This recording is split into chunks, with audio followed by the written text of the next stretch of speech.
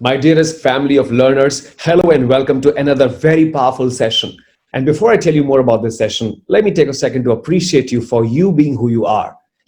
Lifelong learner is what I'm going to call you as because you're always tuned up to a very powerful session like this. And let me tell you, lifelong learners are far more successful than the rest of the world. Do you know why? Because one, they have a better understanding of the world around themselves and better understanding of people around them. Two, they are far more confident because they are more knowledgeable and they can handle situations at ease. Three, they adapt to situations quickly. They don't take time to adapt situations quickly, leading to a much better quality of life.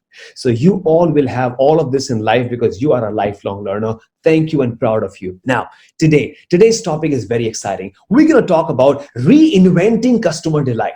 You know what? Everyone in this world is offering a product or a service to a customer, and we all have a customer, right? And our focus is on delighting customer every now and then, creating a fantastic experience where the customer feels great. He wants to do a lot of business with us time and again, and he wants to be a repeat customer with us, right? That's exactly what we expect. Now, what it actually needs from all of us is creating innovative, mind-blowing ideas into action so that the customer feels wow every time. And we're going to talk about those four ideas today. But before I talk about all of that, let me share an experience with you. You know what? One of my favorite websites that I order a lot from is Amazon.com. And I'm sure you all have experienced Amazon.com and their service standards. Service standard is absolutely brilliant. We love the service. If we don't like the product, they pick it up, they send another one. We don't like that, they refund our money because their high priority is not the product. The highest priority is the customer. Jeff Bezos, who is, by the way, the richest person in the world with the total net worth ranging more than 190 billion US dollars, he strongly believes and he says that customer is my king and I am the servant. Yes, you heard it right. Customer is the king and I am the servant. He says that because he wants to serve the customers as the most important priority that he has in his business. And he strongly believes that customer centricity is the biggest driver towards business growth. And no wonder, because of this customer centricity that they have in their organization, they are the largest e-commerce website in the world, right? With more than 310 million customers all over the world and working very effectively across 58 countries and now expanding. So customer delight is the key driver behind any business success. And therefore, when you're looking at customer delight, how do we define customer delight? Customer delight is about going beyond, is creating something absolutely astonishing and surprising for customers, isn't it? So customer delight is defined as going above, meeting expectation of customers, going above and meeting expectation of customers, doing something more than what the customer expects. And today you and I will learn four C's. Yes, four C's to creating an amazing, delightful experience. Now, the first C comes from my own personal experience. So this was many years ago when Santa Cruz was the main airport in Bombay, and all the flights would take off from Santa Cruz. Now we have another airport, right? We call it T2. So T2 wasn't there. So this is Santa Cruz, and this was, I think, 2011-12. It was one of those rainy days in July where it gets really very difficult to move in Mumbai because you have bumper to bumper traffic. So anyways, I was getting late. It was my last flight back from Mumbai to Delhi, and by the time I reached the airport, oh my God, I was just in time, and if I would not get inside the airport and check in next a minute or two, I'm going to lose my flight. So I was really very tensed. And anyways, I was trying my very best. So I get out the taxi and I look for a trolley to put my luggage, but there wasn't any trolley at all because it was raining very heavily. There was nobody to help me anyway. So I was dragging myself with the bag as fast as I possibly could. And finally, I was trying to be there as close as I can, but I was slow. Instantly, you know what, within seconds, I realized two wonderful women rushed towards me and they held my bag, looked into my eyes, and they said, "Sir, let's rush for your flight." I said, "Thank you." So we get to the airline counter and I present my ticket. I got a boarding card and I couldn't hold myself. I said, "Thank you very much for helping me out today. Because of you, I got this flight. You know what? People like you make this world a beautiful place. Thank you for doing all of that." And you know what? When I said that, I noticed that those two wonderful ladies were not crew members of the airline that I was traveling that day. I was curious. I was surprised. And my thought was that, hey, they still supported me despite knowing I'm not traveling their airline. So I asked them, Ma'am, thank you for helping me, but you know what? Why did you really help me? Because I'm not even flying your airline. And guess what they said? They gave me a very wonderful message, which today is a profound learning in my life. They said this. They said, sir, anyone at the airport or around the airport who we could be of any help is our customer. And sir, today you're not traveling with us. Tomorrow you will travel with us. Sir, have a great flight. My God, unbelievable experience I had that day. Whenever I'm traveling through Mumbai, I still miss those moments. I still remember those moments, and I feel so happy. That airline was Singapore Airlines, and Singapore Airlines has a very special respect in my heart because of what their teams did that day. Absolutely unbelievable. My dear friends, the first C of four C's in customer centricity is called compassion. If you want to reinvent delight, compassion is the way. Be compassionate. Don't treat customers for transaction. You know, we have an HNI walking in, or we have a customer who's a business owner, so probably he'll have better transactions with us, so we should really take care of him even better. Well, not really. Look at customers as people, right? Have a heart to heart relationship with them, compassion, connect with them, make sure you're passionate with every customer that you deal with, have that desire to help that customer, look at them as people, not just customers. And you, being a great human being, look after them as you would look after the rest of the world, right? So one of the most important C's that drives customer centricity, customer delight, is called compassion. So please be compassionate when you are attending to your customers. Listen well, take good care of them, make sure they feel happy, put on a smile, you know, give them complete respect, importance of the time, and make sure you have meaningful conversations with them. They should feel happy when they're going back from your place. If you're ready for that, give me a thumbs up. If you're liking this workshop, please write in the comment box. Okay, now that was the first C. We have a long way to go, okay? Let's pick up the second C of customer centricity. This is an experience of a courier company. So once an hospital makes a phone call to the courier company and says, we have an important courier that needs to be sent from Delhi to Mumbai in 6 hours. Can you help us out? The courier company executive checks and she finds that, yeah, there is a flight in the morning, 8 o'clock, and she can arrange someone to pick up the courier within 15 minutes. So says, you know what, ma'am, keep the packet ready. We're sending someone. That someone reaches at the hospital, picks up the sample, picks up it, nicely packs it, and then he has to ride a motorcycle to get to the airport. So this man starts the motorcycle and drives through and through, all the way to the traffic, finally gets to the point from where he has to take a U-turn to get to the terminal.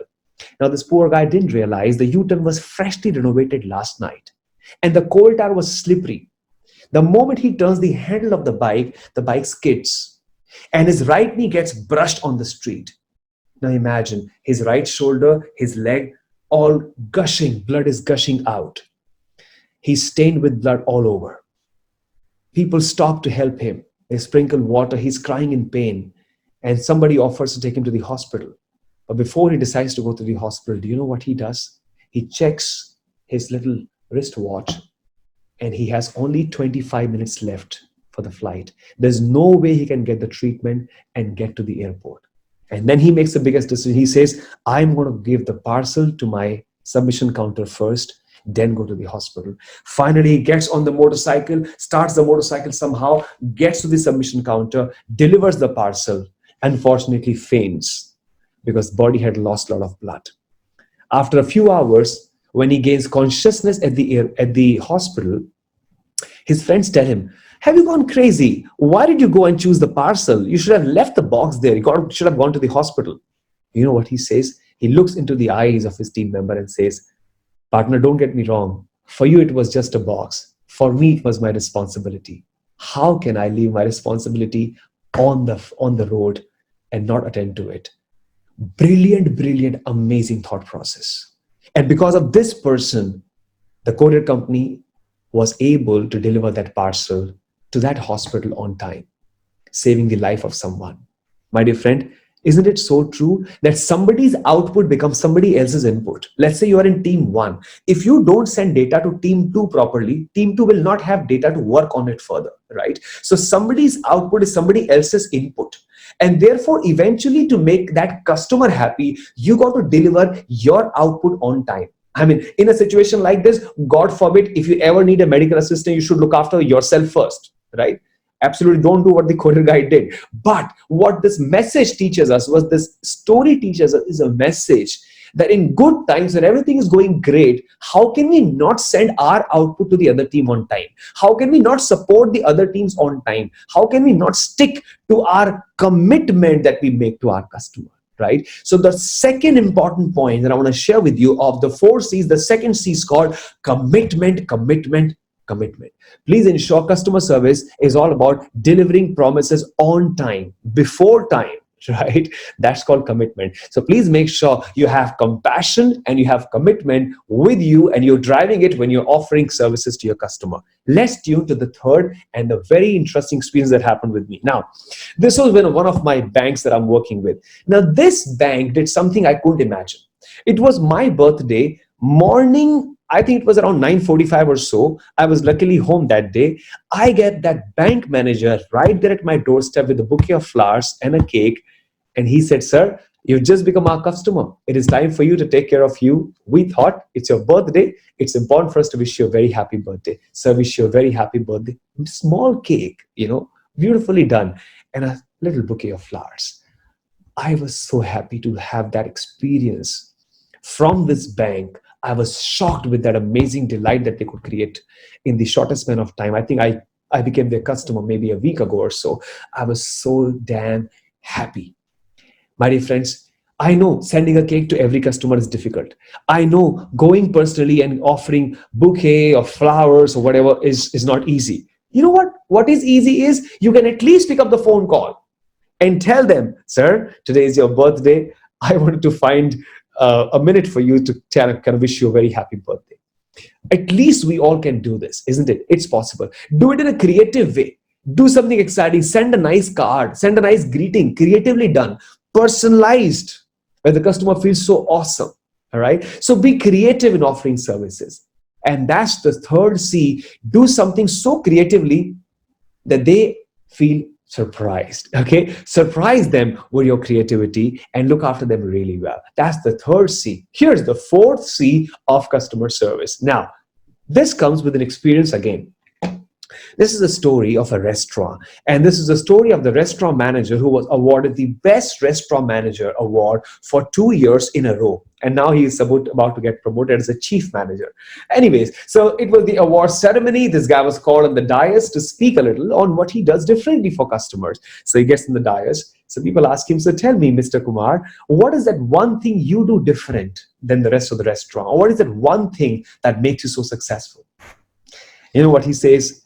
With a lot of humility, he says, "Sir, my restaurant starts in the morning at 11 o'clock and it goes on till evening 11 o'clock.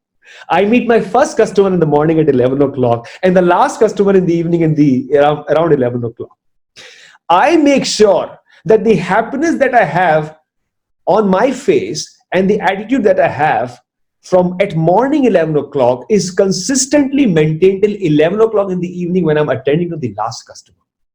Because, sir, for me, that last customer in the evening is probably the 100th customer or maybe 150th customer.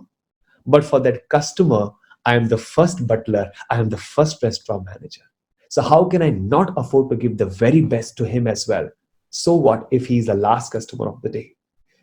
That was amazing. What he's talking about applies to you, applies to me, applies to everyone.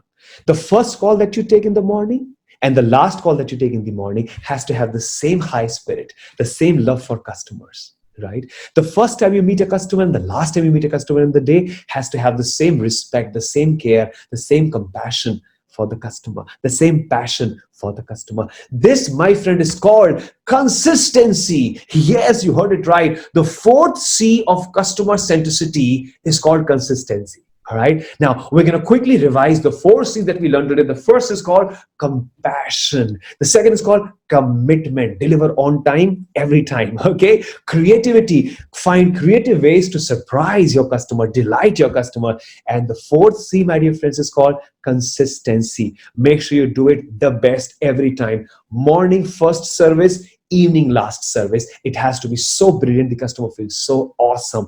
I am sure you're going to put these 4 C's to reinventing customer delight to use and truly take your customer delighting experience to a whole new level. I know you're excited. If you're ready to take that, please give me a thumbs up. Good. Congratulations for completing yet another very powerful training program. I am absolutely sure you found it useful, meaningful, inspiring. And I'm sure you're going to put these four C's to use immediately. You know what? We as a team, we work pretty hard in creating these amazing programs, and we look forward to your feedback and experiences on out of these four C's, which C are you going to be using a lot more than the rest? Okay. So give us a short, you can actually shoot a nice video and post that 30-second video and send it to gurukul.hdfcbank@gmail.com. Okay, or you can simply write a feedback at gurukul.hdfcbank@gmail.com and tell us about your experience and tell us how are you living this learning, what are you going to do as a result of this training program. Okay, I know you are excited. You're already typing right now as we talk, because you're going to send this short email to gurukul.hdfcbank@gmail.com immediately after this program. Is that a yes, everyone? Of course, that's a yes. My dearest friends, every time I speak to you, I personally feel very happy because I got a chance to empower you with some useful ideas. If you like this program and if you would like to connect with me personally,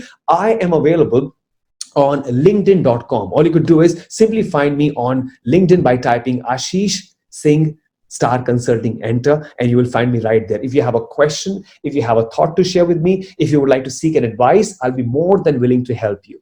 Friends, thank you once again for joining this spectacular program. You guys are awesome people, and I'm always there to help you anytime in life, whenever, wherever, and forever. Thank you, ladies and gentlemen. God bless you. Have a rocking time.